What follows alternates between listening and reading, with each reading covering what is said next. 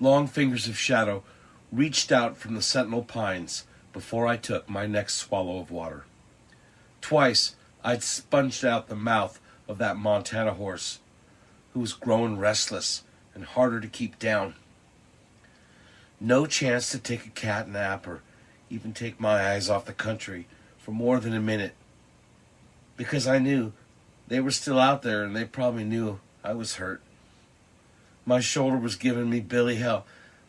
Even if I'd had a chance to run for it, Montana horse would be stiff from lying so long. About that time, I saw the outfit coming up the slope.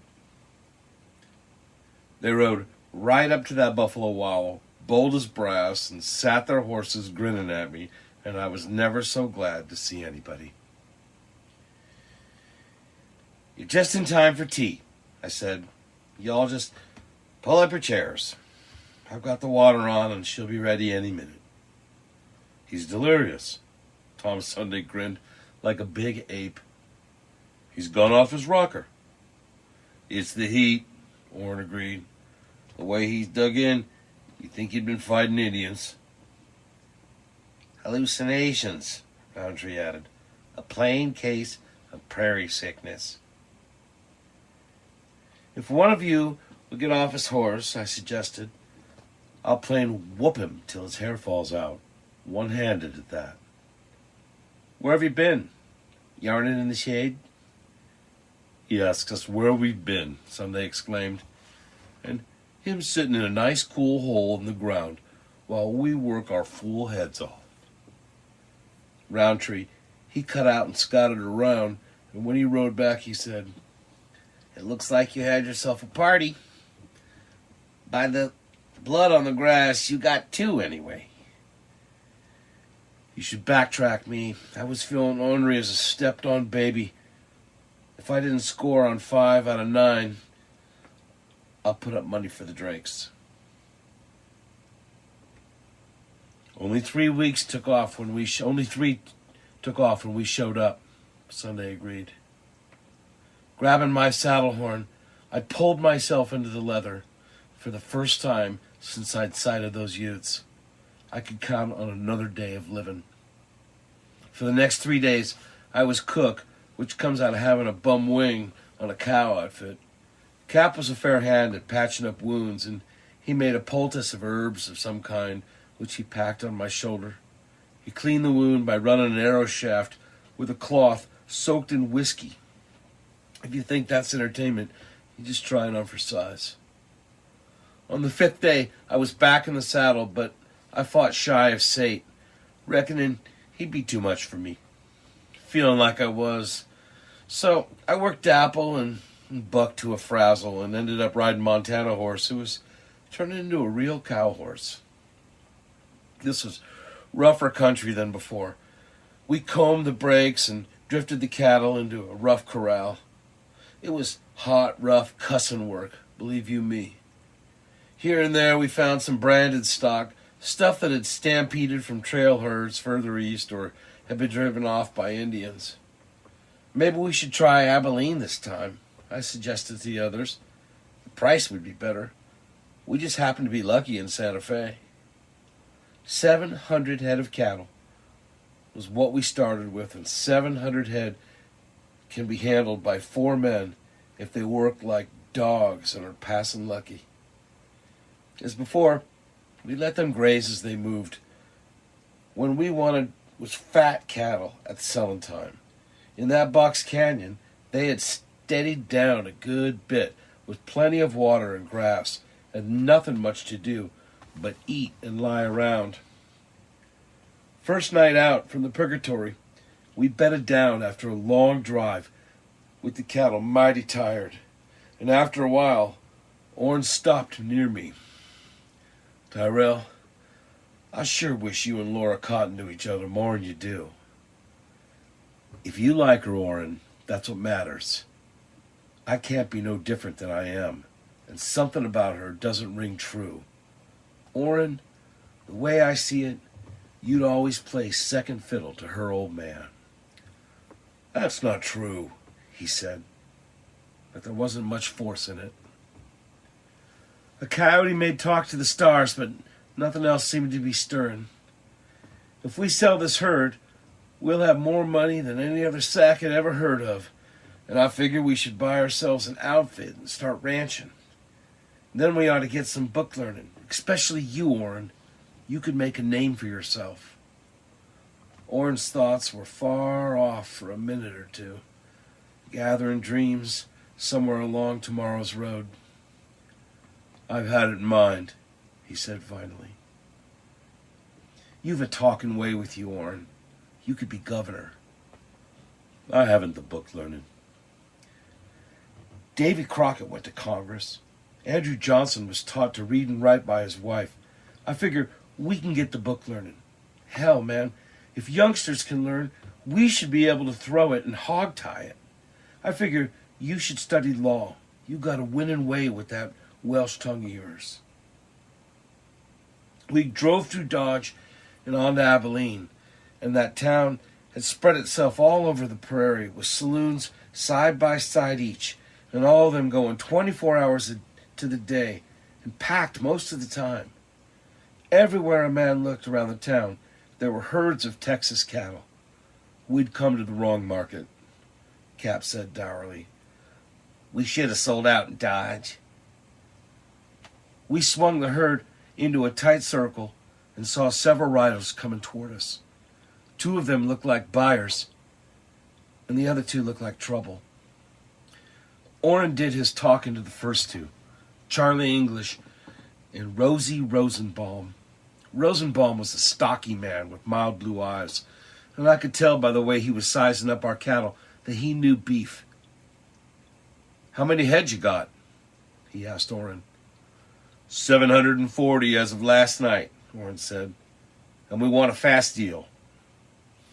The other two have been studying out herd and sizing us up. I should think you would, one of them said. Those are stolen cattle. Orrin just looked at him. My name is Orrin Sackett, and I've never stolen anything in my life. He paused. And I've never had anything stolen from me either. The man's face shadowed. You got 2 bar cattle in that herd, he said. And I'm Ernie Webb, foreman of the 2 bar. There are 2 bar cars in that herd, and we rounded them up in Colorado County along with a lot of wild cattle. And if you want to claim them, get your boss and we'll talk a deal, but he'll pay for the rounding up and the driving. I don't need the boss, Webb said. I'll handle my own trouble. Now see here, Rosenbaum interfered quietly. There's no need for this. Sackett is reasonable enough. Get your boss, and when the matter's settled, I'll buy them. You stay out of this. Webb was staring at Orrin, a trouble-hunting look on his face. This is a rustled herd, and we're taking it over. Several rough-looking riders had been drifting closer, very casually. I knew a box plane when I saw one. Where I was sitting, Webb and his partner couldn't see me because Sunday was between us. They'd never seen Orrin before, but they'd both seen me that day on the plains of East Kansas. Cap, I said, if they want it, let's let them have it.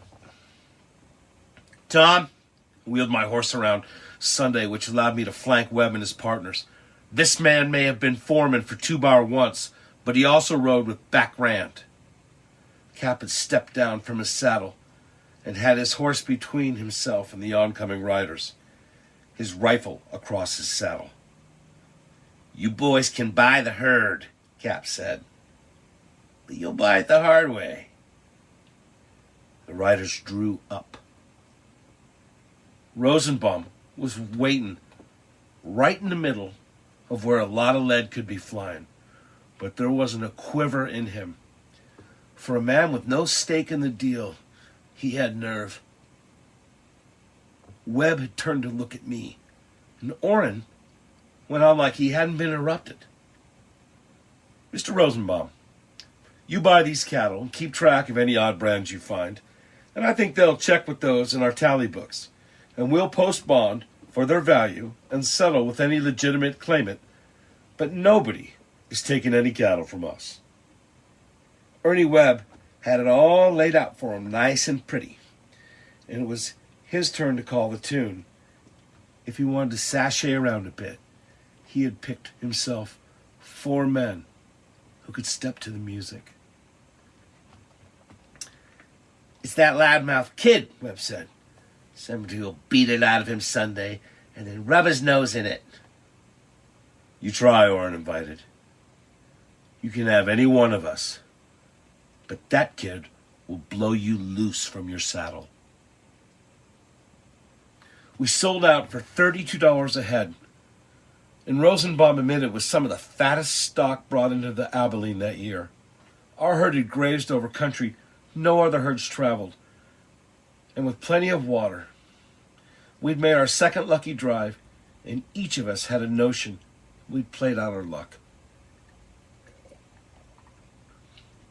When we got our cash, we slicked out in black broadcloth suits, white shirts, and new hats. We were more than satisfied. We didn't figure to do any better than what we had. Big John Ryan showed up to the talk cattle. "This the Sackett outfit?" "We're it." "Hear you had tumbling our stock in your herd." "Yes, sir." "Sit down, will you?" Orrin told him about it. 7 head, including a brindle steer with a busted horn. "That old devil still alive? Nigh cost me the herd a few times. If I caught him, I'd have shot him. Stampede at the drop of a hat and take the herd with him." "You've got money coming, Mr. Ryan." "At $32 a head, we figure, forget it. Hell, anybody with gumption enough to round up those cows and drive them over here from Colorado's entitled to them. Besides, I just sold 2 herds of nearly 6,000 head. 7 head aren't going to break me." He ordered a drink. "Fact is, I'd like to talk to you boys about handling my herd across the Bozeman Trail." Orrin looked at me. "Tom Sunday is the best cattleman among us. Orrin and me, we want to find a place of our own." "I can't argue with that. My drive will start on the nooses and drive to Muscle Shell in Montana. How about it Sunday?" "I think not. I'll trail along with the boys." There I sat with almost $6,000 belonging to me and about 1,000 more back in Santa Fe, and I was scared. It was the first time in my life I'd ever had anything to lose. The way I saw it, unless a man knows where he's going, he isn't going anywhere at all.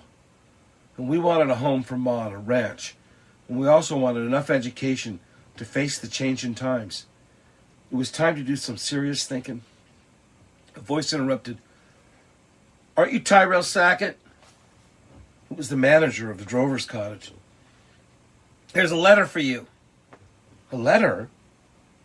I looked at him stupidly. Nobody'd ever written me a letter. Maybe Ma. I was scared. Who would write to me? It looked like a woman's handwriting. I carefully unfolded the letter. It scared me all hollow. Worst of it was, the words were handwritten, and the letters were all which way, and I had a time making them out. But I wet my lips, and I dug in my heels and went to work, figuring a man who could drive cattle could read a letter if he put his mind to it. First off, there was the town, Santa Fe, and the date. It was written only a week or so after we left Santa Fe. "Dear Mr. Sackett." Well now, who's calling me Mr.? Mostly they call me Tyrel or Ty or Sackett.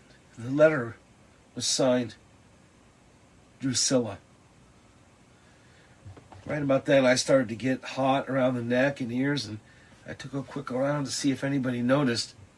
You never saw so many people paying less attention to anybody. They heard it was in Santa Fe and wondered why I did not visit them.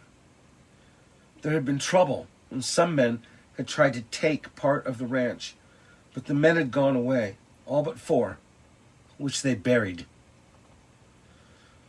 And then her grandfather had gone to town to see Jonathan Pritz.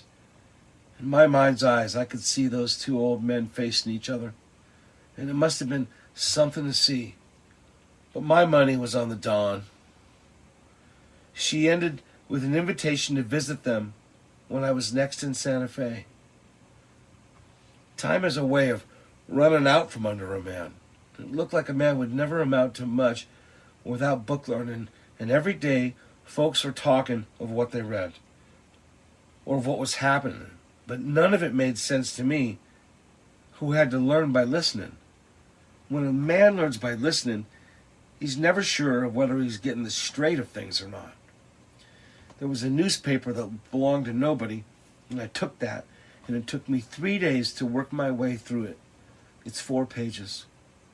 There was a man in town with gear to sell, and figuring on buying an extra pistol, I went to see him. The gun I bought, and some boxes of shells, but then I saw some books in the wagon, and I bought them without looking. You want to know what they are? Mister, I don't see that's your business, but the fact is, I don't know one book from another. If I figured I studied out those books, I'd learn. I'd work it out. He had the look of a man who knew about writing and printing. These aren't the books I'd recommend for a beginner, but you may get something out of them. He sold me 6 books, and I took them away. Night after night, I sat by the campfire, plugging away at those books, and Tom Sunday sure helped a lot in telling me what words were about. First off, I got surprised by learning that a man could learn something about his own way of living from a book. This book, by an army man, Captain Randolph Marcy, was written for a guide to parties traveling west by wagon. He told a lot of things I knew, and a good many I didn't. Cap Roundtree made out like he was sour about the books. Need an extra pack horse for all that printed truck. First time I ever heard of a man packing books on the trail.